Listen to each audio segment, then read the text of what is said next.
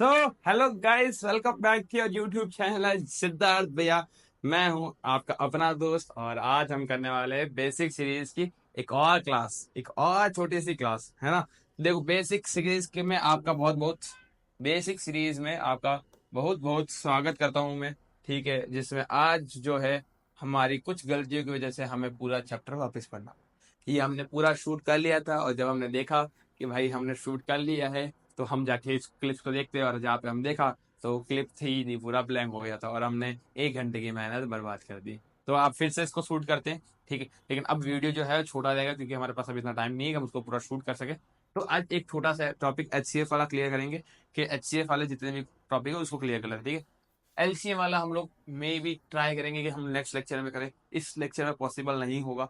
तो ट्राई करते हैं कि HCF को पूरा ढंग से कर ले, एकदम बेहतरीन तरीके से। और देखो, मैं आपके सामने पूरा पढ़ा के चुका हूँ, पूरा का पूरा कंप्लीट कर चुका हूँ। तो अब मैं कर रहा हूँ सब कुछ डिलीट, सबका सब डिलीट कर रहा हूँ आपके सामने, ठीक है।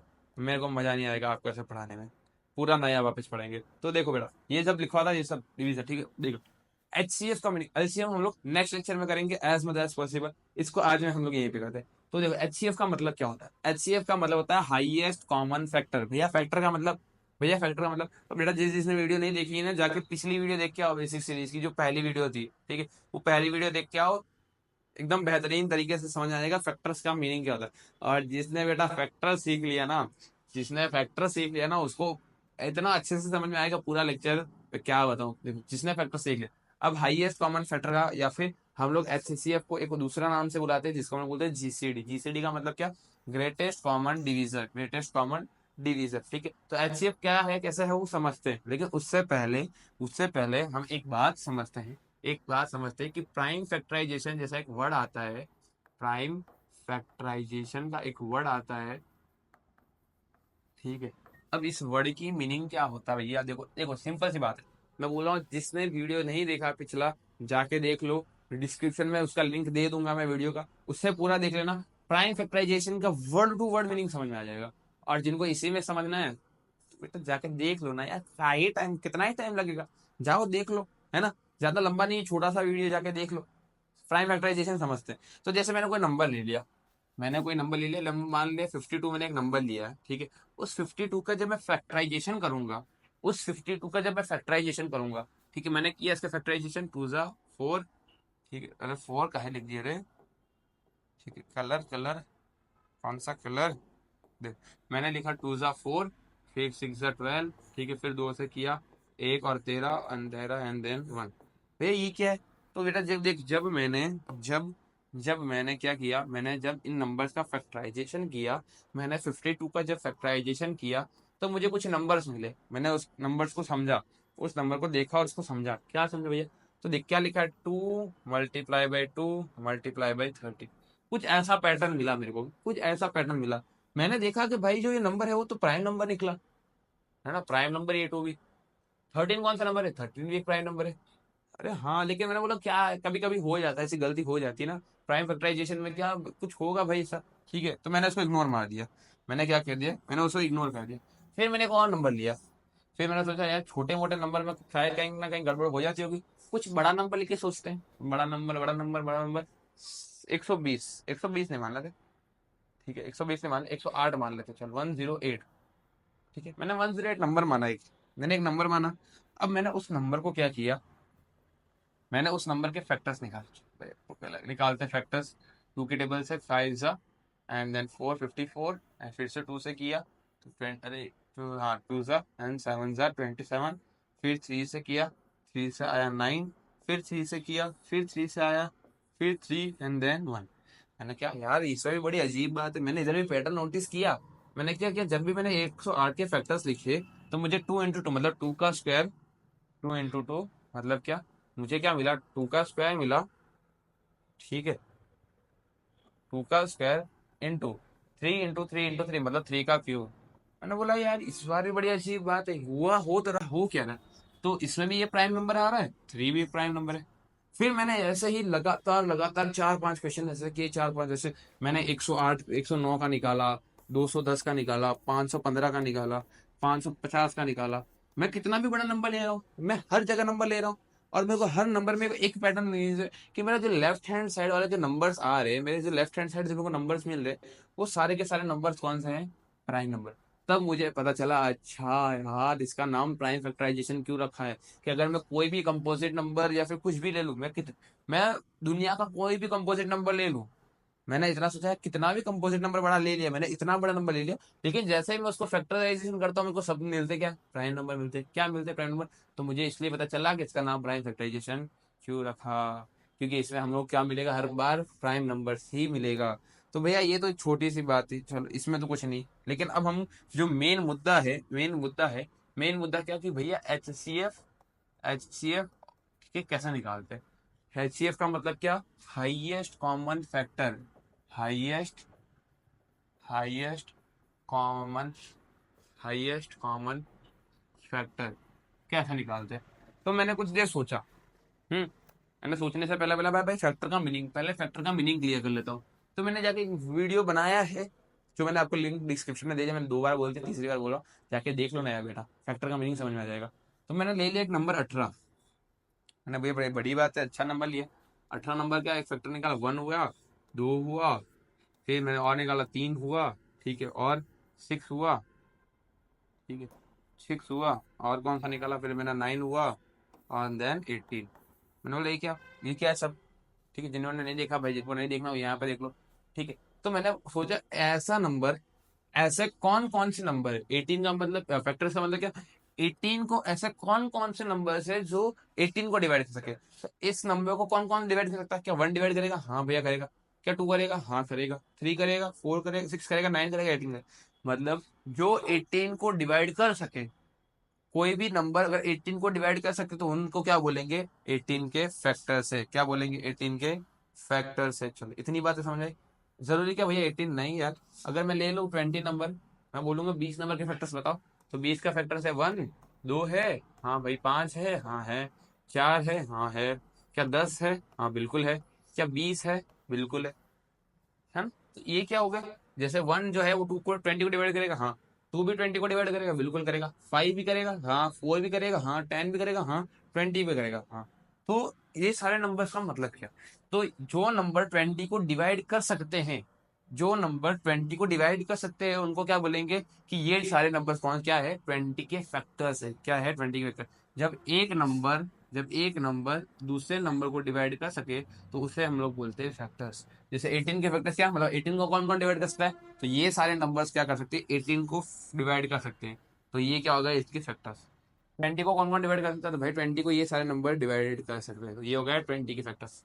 हाँ भैया चलो, फैक्टर का मीनिंग आपको समझा दिया, वेल एंड गुड है, बढ़िया एकदम। लेकिन मुझे अब एक बात बताओ, ठीक है, बात क्या बताना। अब कॉमन कॉमन का मतलब क्या? जो दोनों में आता हो। एचसीएफ 2 नंबर का नहीं करता, जो दोनों में आता है उनको क्या बोलेंगे? कॉमन। तीसरा, हाईएस्ट, सबसे बड़ा। तो मुझे सबसे बड़ा कॉमन फैक्टर निकालना है इन दोनों नंबर्स के बीच का।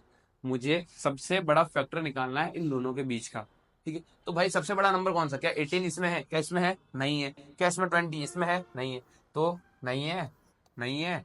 इसमें 10 नहीं है, इसमें भी नहीं है 9, मतलब 9 इसमें नहीं है और 10 इसमें से काट दीजिए, ठीक है। इसमें 4 है, क्या इसमें है? नहीं है। तो इसमें 6 है, इसमें नहीं है। 5 इसमें है, इसमें नहीं है। इसमें 3 है, क्या इसमें है? नहीं है। ओके देखो बबुआ, यहाँ ध्यान से देखना, हाँ। देखो इसमें क्या है? 2 है, अरे रे, इसमें क्या है? इसमें क्या है आपका? इसमें आपका 2 है, इसमें भी आपका 2 है ना? तो सबसे बड़ा कॉमन नंबर कौन सा हुआ इसमें? क्या भाई 2 तो इसमें भी आ रहा है, मतलब 18 को भी 2 डिवाइड करेगा और 20 को भी 2 डिवाइड करेगा। तो दोनों के बीच का जो कॉमन फैक्टर आ गया वो कौन सा हो गया? 2। और 2 कौन सा नंबर है? सबसे बड़ा, क्योंकि इसके बाद तो ऐसा कोई नंबर है ही नहीं जो इन दोनों को डिवाइड करे। तो मैं क्या बोलूंगा कि मैं बोलूंगा कि एचसीएफ जो है 18 और 20 का, वो कितना आया है? 2 आया। कितना आया भैया? 2 आया। तो एचसीएफ जो आया है वो कितना आया है? कितना आया है? 2 ही आया है, ठीक है। ठीक, मैं बोलूंगा 18 और 20 का जो कॉमन फैक्टर आया है वो कितना आया। तो ये सिंपल सी बात है कि भाई दोनों नंबर्स के बीच में जो कॉमन फैक्टर आएगा वो कितना आएगा? 2 आएगा। एक और क्वेश्चन करते हैं, आगे लिखो चलो। तो भैया ये बात तो समझ में आई, लेकिन लेकिन लेकिन एक और क्वेश्चन करते हैं। चलो ऐसे है ना, ऐसे ही हम लोग हवा में तीर नहीं मार सकते ना, ऐसे ही हम लोग एक तीर नहीं मार सकते। इसको किया छोटा और रख दिया साइड में। चलो तुम लोग बोलो, तुम्हारे भाषा में सुनते कि भाई मैंने ले लिया कोई नंबर 57 सपोज। नहीं, इसकी पेन की जो मार्केट डार्कनेस है वो मेरे को ऐसा लग रहा है, ऐसे कलर चूज करना पड़ेगा, वो भी डार्क बोर्ड में।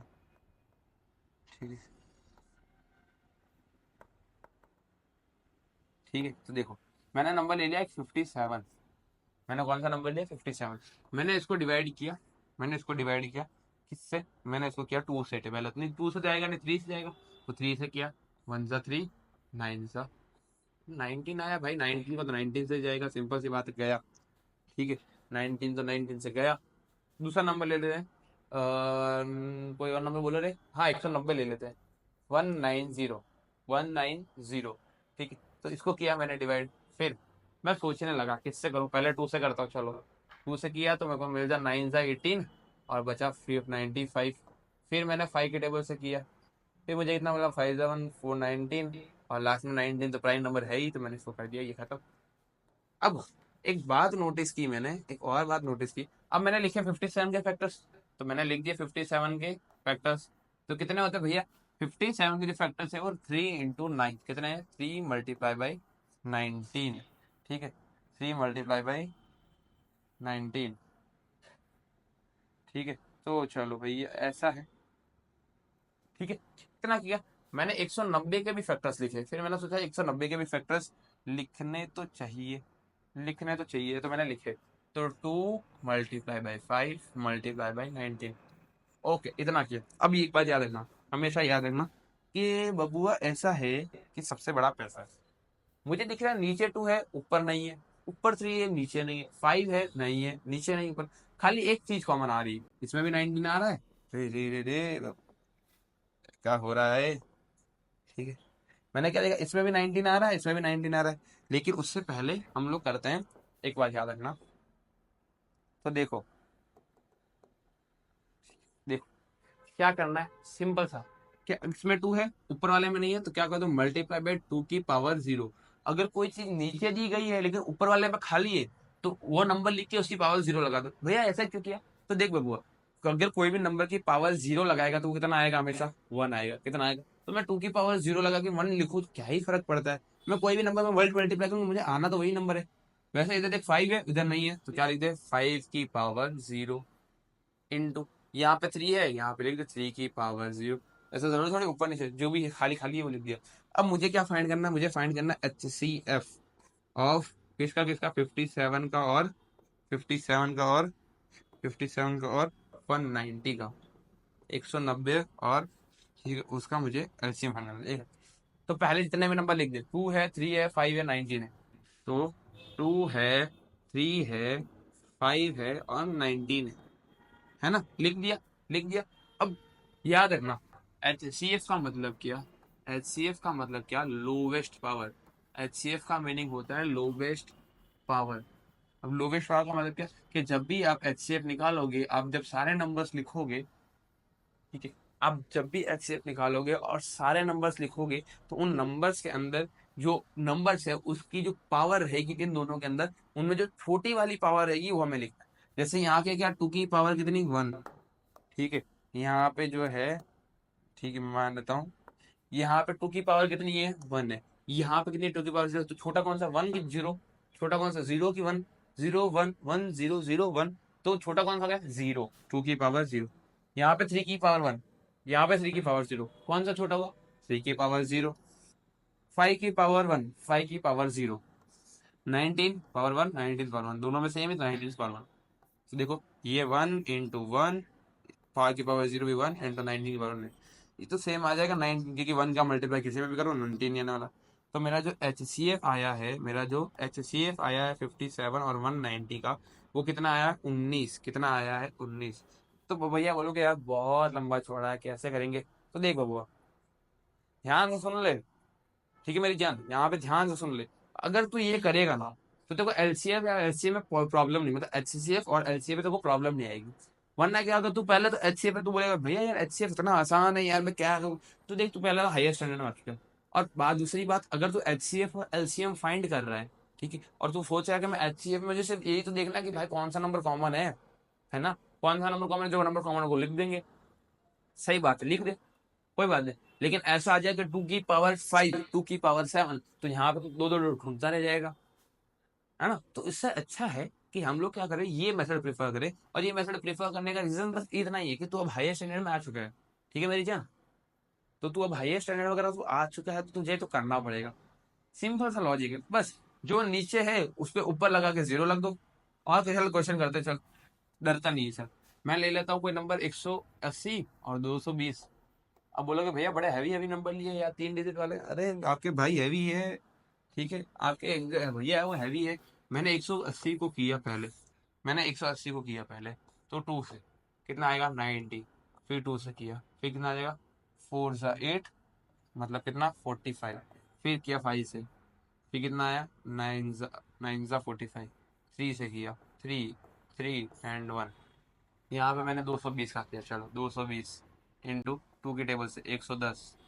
फिर 2 से किया, 5 सा 10, 5 सा 10। फिर 5 से किया, कितना आया 11, 11 एंड देन 1। मैंने कोई भी टेस्ट प्रिपेयर, मतलब कोई क्वेश्चन प्रिपेयर नहीं किए थे, मैंने रैंडम ले लिए, ठीक है, मैंने रैंडम नंबर्स लिए। तो यहाँ पे देख लिया। अब क्या करना है मुझे, मुझे लिखने हैं दोनों के फैक्टर्स। मुझे क्या करना है, दोनों के फैक्टर्स लिखे। मैंने 180 के लिखे, तो 180 के कितने फैक्टर्स है देख। 2 इंटू 2 मतलब 2 का स्क्वायर, इंटू 5 इंटू 3 का स्क्वायर। ठीक है, ये मैंने फैक्टर्स हो गए, इसके इसके लिखते हैं 220 के। तो 220 के फैक्टर्स लिखे। तो क्या रहा, 2 का स्क्वायर इंटू 5 इंटू 11, है ना, इतना लिखा। अब क्या लिखना है हमें, हमें याद रखना है कि जो ऊपर नहीं है उसके नीचे 0 लगा, तो 0 ऊपर बड़े बड़े बड़े पूछा। मतलब मैंने भी देखो, इसमें 2 है, दोनों में 2 कॉमन आ रहा है, दोनों में 5 भी कॉमन आ रहा है। इसमें 3 है लेकिन इसमें नहीं, तो इसमें क्या कर दो 3 की पावर 0। बहुत आसान पड़ेगा एचसीएफ एलसीएम निकालने में, अभी हाईएस्ट स्टैंडर्ड में आ चुके हो। इतना आसान पड़ेगा कि क्या बताऊं। वरना एचसीएफ एलसीएम में तुम लोग कॉमन ढूंढते रह जाओगे यार। एलसीएम में तुम लोग कॉमन ढूंढते रह जाओगे, एचसीएफ में तुम लोग कॉमन ढूंढते रह जाओगे कि क्या निकालूं क्या रखूं। यहाँ पे इसमें 11 है, इसमें नहीं है, मतलब 11 की पावर 0, ताकि हमें आसान पड़े, बस इतना सा। तो जो भी होगा अच्छा ही होगा। तो मैं अगर एचसीएफ निकाल रहा हूँ, एचसीएफ निकाल रहा हूँ किसका, 180 और 220 का, तो मुझे कैसे पता चलेगा। सारे नंबर तो है मेरे पास, मैंने लिख दिया 2 × 3 × 3 × 11 × 5। हाँ भैया, आपने कुछ बताया था ऐसा ना, कि छोटी मोटी चीज याद रखा करो। ठीक है, छोटी मोटी चीज जो है वो उसको क्या करो, याद रखा करो। अरे पर्पल का है आ रहा है, अरे